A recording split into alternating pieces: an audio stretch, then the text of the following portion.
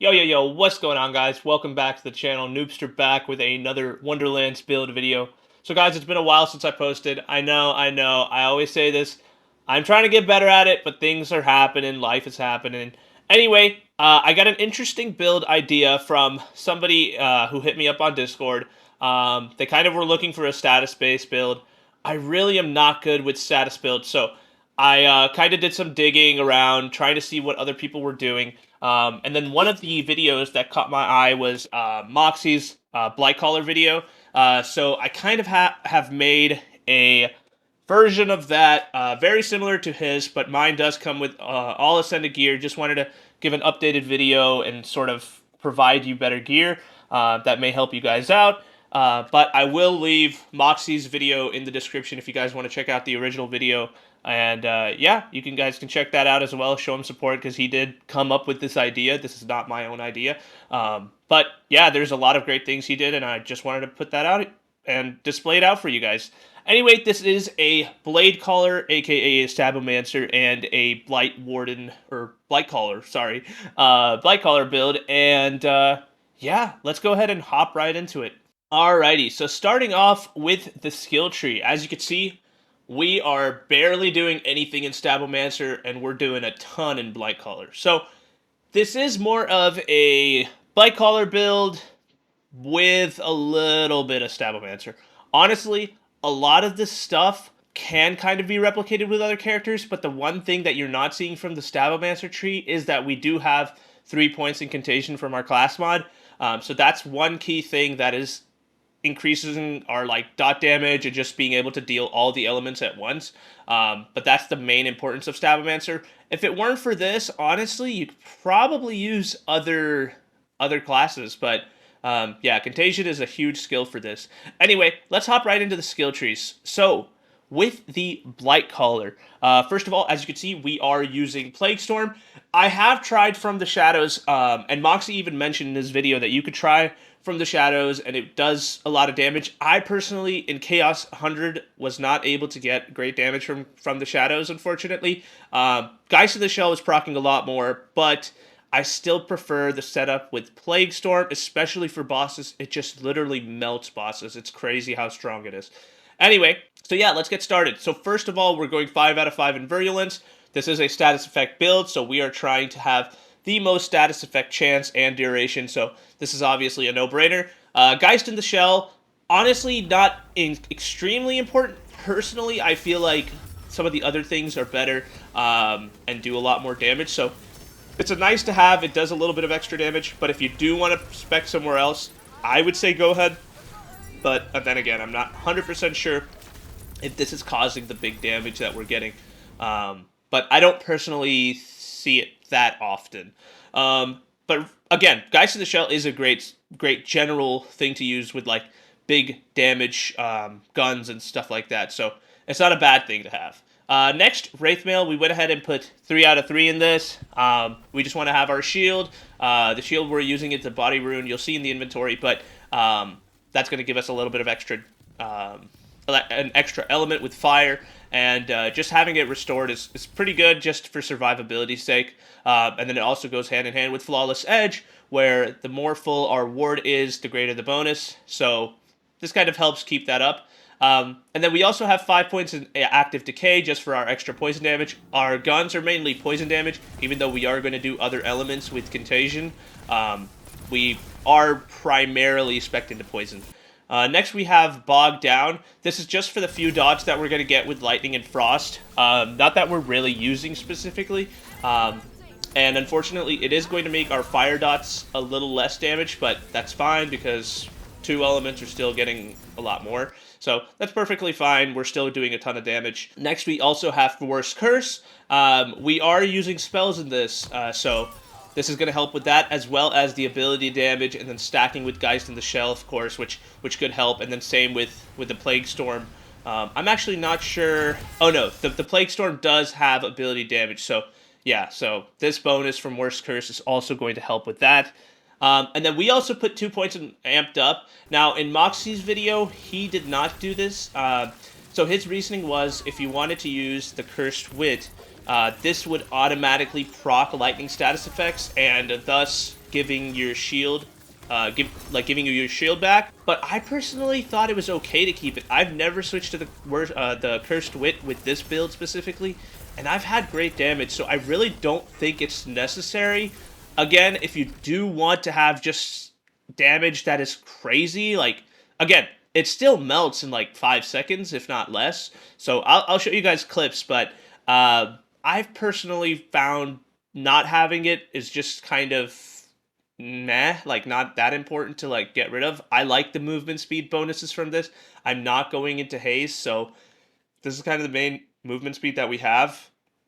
And lightning dots are going to help us proc bog down, and I feel like we should get another benefit from it. So I just kept it, and keeping our ward up is going to keep our survivability. Next, we also did Burnt Offering. This is going to increase our gun damage and our spell cooldowns. Toxicity. This is going to help our critical hits and our skill cooldown rate, as well as our companion damage, which is good for the Spirit Swarm, which does do companion damage and status effect damage.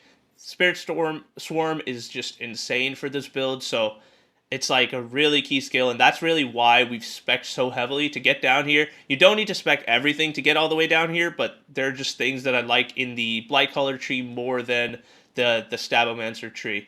And then again, in the Stabomancer tree, all we really went into was Potent Poison for the status effect damage and the status effect duration, and exploit their weaknesses. This is just going to give us more damage if we have more status effects. So yeah, that's what we did. We actually got 2 from our skill tree on this, and then the rest of the 3 that are in Contagion. So that is the main skill tree itself. Here's a quick look at the hero stats. We maxed out crit damage and status damage, and then we put the rest into spell cooldown. You could go ahead and use the rest in skill cooldown also if you prefer that. I've done it in spell cooldown just for the bossing things. Or not for the bossing, sorry, the mobbing scenarios. The bossing, you really don't need to activate your Plague Storm more than once, so I personally found that unnecessary. So that's why spell cooldown is my go-to. But that is the main thing here. And before I forget, let's take a quick look at our myth rank before we go into the inventory. So here is our myth rank, here is our Archmage, here's our Blade Master, our Deadeye, and our Druid. And as you can see, we're not spending any more myth rank points, or else this build would just go bonkers. Anyway, so now hopping right into the inventory. Alright guys, so hopping right into the skill tree. So, the first takeaway is, well, now this is a Twin Soul what I'm using. You don't have to use a Twin Soul, you can use any weapon. This was the one that had Caustic, so you want to have Caustic as the attribute. The Twin Soul gives you 2 different attributes. This one came with Vampire and Caustic. Caustic is especially important for any status effect build, so that is what I'm using. I am also using the enchant on action skills Start, increase status effect chance and damage by 20% for 10 seconds. Again, this is also something that Moxie had kind of had in the build, and by some random chance, I also had a Twin Soul that had 2 melee attack effects, I guess. So yeah, Caustic is the one that is the most important. If you have anything else, that's fine, but that is what you want to have, and the enchant is also perfect for this specific build. Now, the reason why you want to have Caustic is for bosses. I don't think it's absolutely necessary for just mobbing, but for bosses, if you go ahead and at the start of every boss fight, go ahead and just melee the boss a few times, or even once really, and activate your action skill, you'll get both these effects immediately, and boom. There, you're going to have a ton of damage from your status effects, so Caustic does have a significant effect. 30% is huge, and then you're getting an additional 20% from the enchant alone, from just this weapon. So, yeah, go ahead and use any melee weapon. This is the one that we're sticking with for now, and again, all the gear here is going to be Ascended. Next, we have the White Rider. The White Rider is really good for all mobbing. So this is what I'm going with mobbing. Another one I'm going with mobbing is the Crossblade. And then the bottom 2 are more of the bossing weapons, especially the Cannonballer. The Cannonballer has insane status effect damage and a really good status effect chance. So yeah, you're just doing so much damage with this. I don't necessarily use this for mobbing, but I don't see why it wouldn't work. Besides, like the magazine for just launchers not being that much, but for that reason, I'm mainly using the crossblade and the white rider. But again, for any sort of bosses, use the cannonballer. You are just going to absolutely annihilate them. And then on all these weapons, we're using the enchant that is relative to their specific element. So with all the poison weapons, I'm using while action skill is active, increased poison damage. And for this crossblade, which does have poison, it's fire and poison, we're using while action skill is active, increased fire damage by 50%. So the rings here, the ones that we're using are Daemon Blight rings, and I don't know if I'm saying that right, but they are specific for status effect damage. We went ahead and just duplicated both of these just because they have great rolls: fire status effect, poison status effect chance, and dark magic status effect chance. So these are the ones that we're using. They're giving us awesome damage, as well as just other chances to proc specific elements. But yeah, these are the ones that we're using. Daemon Blight is the go-to ring to use for any status effect build. Next, the body rune.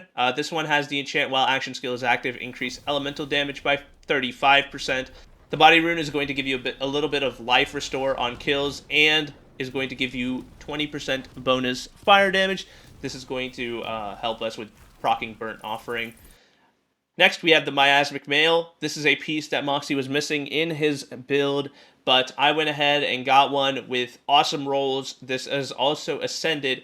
It has 3 incantation and the rest in exploit the weaknesses. So yeah, it's a perfect class mod to have. It really does a lot of damage, helps us move around real swiftly, and also just do a lot of damage in general. And moving on, another thing that Moxie uses, and also another thing that I use as an alternate, is a Protagonizer. The Theurge and Protagonizer are both awesome for this build. They both have poison damage and Blightcaller power, and they have awesome status effect damage. Both of these are going to be in the save file that I will put in the description, so go ahead and use that. It's going to have all the gear. Again, the backpack is not full of Ascended gear, but the main gear that I'm showing you here is going to be all Ascended. And then last but not least, we have the Buffmeister. The Buffmeister is an awesome spell. Just is going to give you, an increased fire rate, increased ability damage with Pew and Kachow. And what we've also done is we've also thrown in a couple of Wicked Gossips. The Wicked Gossips are my go-to for mobbing, and then for bossing, I go ahead and swap to either the Poison Buffmeister or this Fire Buffmeister that I have right now. Right now I'm using Fire just so I can proc Burnt Offering immediately after I cast this and just shoot a few bullets. But again, because of Contagion, you're going to proc Fire, Dark Magic, literally every other element. But yeah, that is the build itself. And I will have, again, all the gear in a save file, which I will be putting on my Discord. The description will contain my Discord link, so go ahead and check that out. I will, again, leave Moxie's video in the description also. He makes amazing builds. I know he doesn't really make Wonderlands builds anymore, but in general, he makes amazing Wonderlands content. So check out his video, show him support too, because this is his idea, and I'm just sort of putting my little take on it.